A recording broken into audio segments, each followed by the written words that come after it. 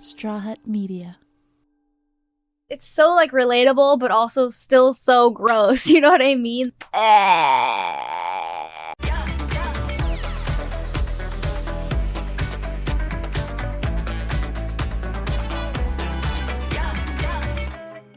Hi guys, and Happy New Year from the Jordyn Jones podcast. I'm so excited to start the year off with you guys with a new episode. On today's episode, we're going to be talking about a crazy substitute teacher using laxatives, stealing your sister's car and kind of crashing it, and also a story about bleeding through on your period. So let's get into today's episode.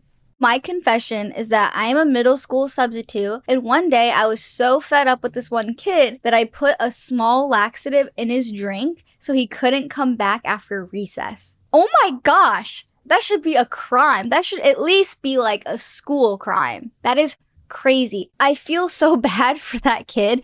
And that is so messed up. He probably has no idea, and his stomach just hurts, and he's going to the bathroom, and his mom has to leave work and pick him up. It's this whole thing now. What if he was allergic? What if you killed him? I mean, I'm sure that it wasn't that much, but I feel like something like that can have its pros and cons and warnings. And that kind of really sounds messed up. That's like really not cool. Shame on you, teacher. You could have just sent him to the principal's office and made him go home or something because of his attitude or whatever. You don't have to put a laxative in his drink to do that. Gosh, I wonder what he did to you. I wonder what he said. Also, you just like keep laxatives in your purse?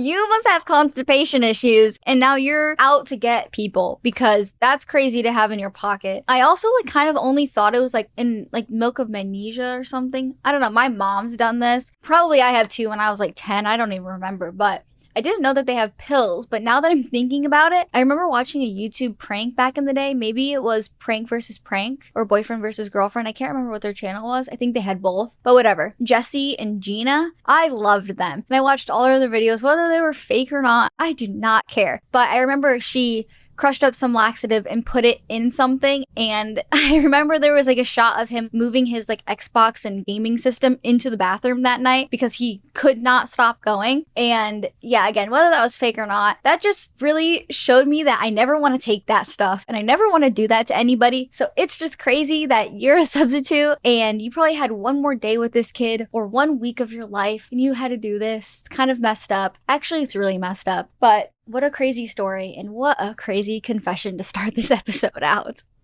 Hi, Jordyn. When I was 15, I stole my sister's car to go meet a friend. And when I went through the drive-thru, I curb rashed really bad, like the whole wheel. And when I showed my sister, she could not stop crying. She worked really hard and that car was her baby. I felt really bad for a long time. Well, first of all, I'm sure the curb jumped out and hit your car, okay? I'm on your side. These curbs just come out of nowhere. Drive-thrus, they literally move because they hit me. I avoid them at all costs in these drive-thrus, especially the Starbucks ones. They're really tight. I'll be like, how did the curb just get there? Ugh, it's like the curb doesn't move, but I literally think it does. These drive-thrus will really get you. And honestly, it's not even an age thing. It's gonna probably happen your whole life. We're women. We hit curbs. It's what we do. That's really sad that your sister was nonstop crying. I remember about 2 weeks ago, I don't know if I told you guys this story, but I got hit, but nothing happened in my car. But it was so loud and I got like thrashed backwards and I heard a loud sound that I just instantly started crying. I was still in my car. I was still driving to pull over, but I was sure that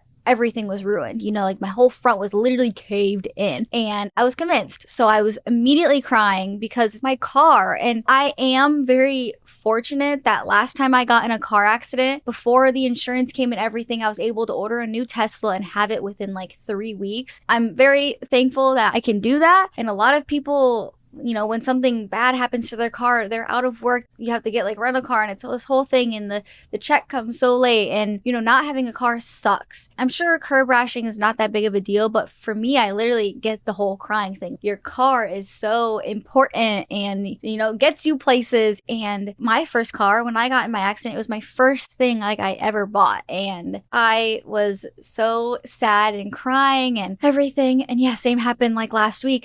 So I get it. You just like cry. It's so sad when something happens to your car, especially when you don't do it. Oh my gosh. Someone like curb rashes my car, even though it's such a small thing, I'll just cry. I feel bad, and I know that they feel bad too. And I know that's how you feel here, but yeah, I feel like you definitely learned your lesson. You probably didn't know how to drive because in most states it's like 15 and a half. So maybe you were 15 and a half and had a permit, but where I'm from, like you have to have a parent with you, I think, until you're 18. But my situation was different. So I don't really know the laws because I didn't do that till I was 18. So I didn't have to do all the other like rules and things like that. I'm trying to make sense. But like in Michigan, you have to be 15 and a half to get a permit. But I got my license when I turned 18. So I didn't have to do like the permit thing, whatever. I'm just saying, maybe you didn't even know how to drive and you got yourself all the way there and something way worse could have happened, and only curb rashing is honestly better than other things that could have happened, like I said. So I know that you feel guilty and your sister was really upset, but it's probably something now that you guys can look back on and laugh about because it is pretty much a minor thing that can happen to a car. Still sucks, and it's still expensive. It's like $400 or $500 at most shops, at least in California, to get that fixed. So yeah,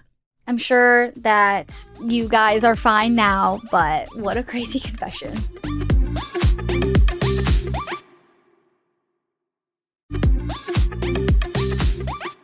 Hi, Jordyn. On my first date with my boyfriend, I was on my period. We went to lunch, and when we got up to leave, the lady sitting next to me whispered to me to let me know that I had bled through my jeans. I was so embarrassed because we were supposed to keep hanging out and get in his car, and I was worried that he would notice, and I didn't have anything on me. I had my mom call me about an emergency, and he never found out. We are still going strong.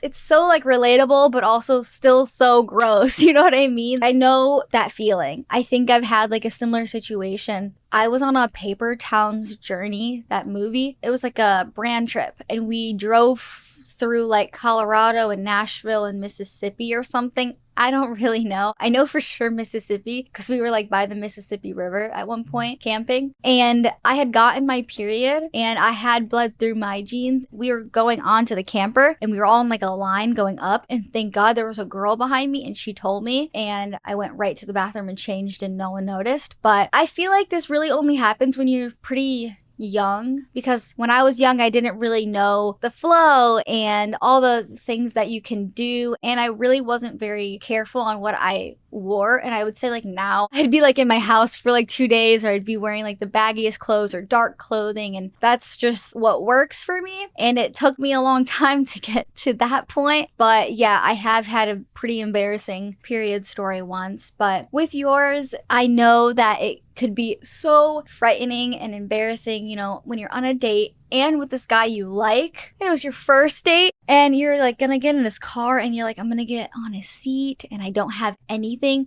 And if you're gonna be out for a couple more hours, no matter how much like I would want to stay on this date, you just honestly can't. It's probably past the situation where you can go to the bathroom and add some toilet paper and stuff. It seems like it's time to call mom. You know what I mean?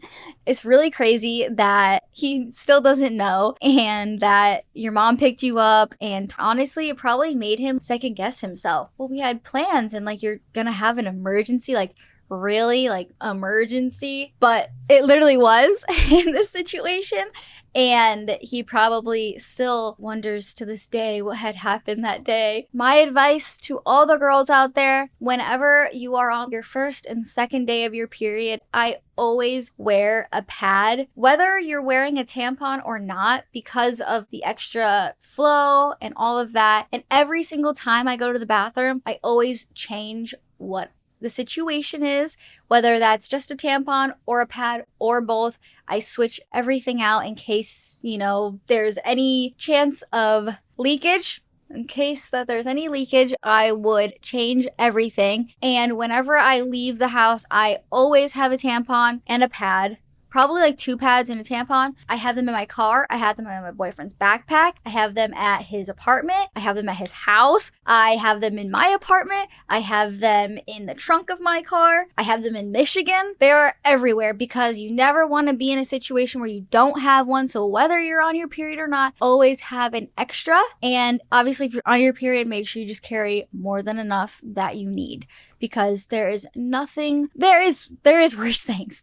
That's being dramatic, but there's nothing more embarrassing than something like this happening, especially, you know, a stranger telling you, or that's actually better than the person you're on a date with noticing. But always be more safe than sorry. And yeah, it's crazy that he just still doesn't know this, but maybe he'll watch this and be like, wait, I feel like that might be about me. And then, because that's been happening on this show. So yeah, everyone's got to be safe out there and always bring more than you need, so that doesn't happen again. Last year, I was dating this guy for 5 months and everyone knew. Suddenly, he called things off when I told him I wanted to be in a relationship, and I come to find out he started dating another friend right after. I was so heartbroken, but eventually got over it. It makes me never want to trust anyone ever again. Whew. This actually is happening to one of my close friends right now too. It's really sad when someone calls things off because, you know, they need to focus on themselves or whatever, but then they're right back in, you know, another relationship. But it also could just be something where they really thought that they needed to be alone and work on themselves, and things kind of always seem to happen when you have that mindset. It's happened to me before. I completely fell for my boyfriend at a time where I was like, no boys, I'm going to be single for a long time. I can't trust anyone. I need to be alone. As soon as I find that mindset, I run into him a week later and I'm like, oh my God, this kid is the best thing ever. You know what I mean? He is so attractive and he is so nice and he is so smart. This is everything that I've wanted. At the only time I'm like, no boys.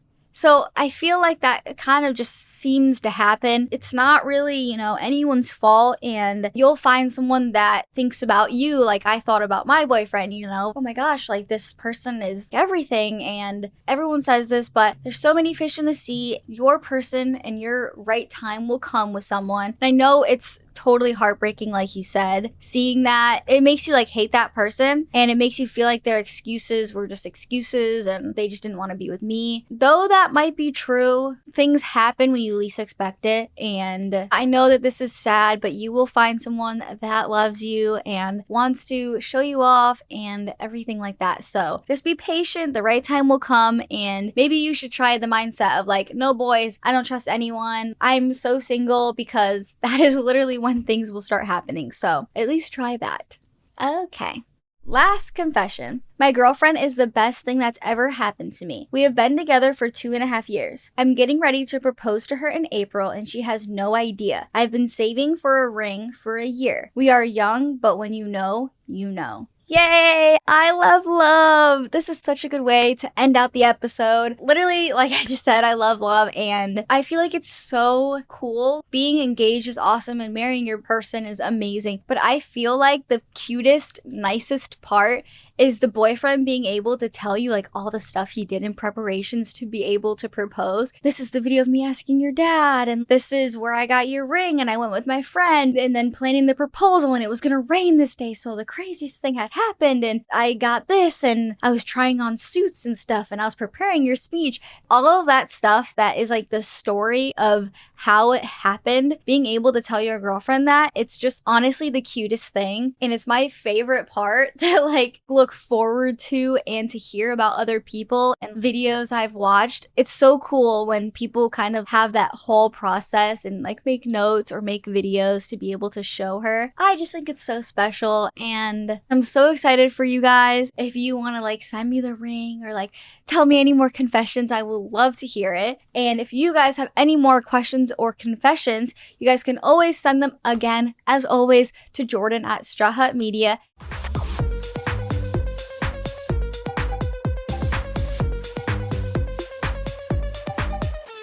And before we end this episode, I wanted to say Happy New Year. I'm so excited to spend another year podcasting for you guys. So let's make this year great. Bye, guys. Love you. You've been listening to the Jordyn Jones Podcast. Jordyn's passion is to inspire, relate, and give you that much-needed one-hour escape from life's everyday struggles.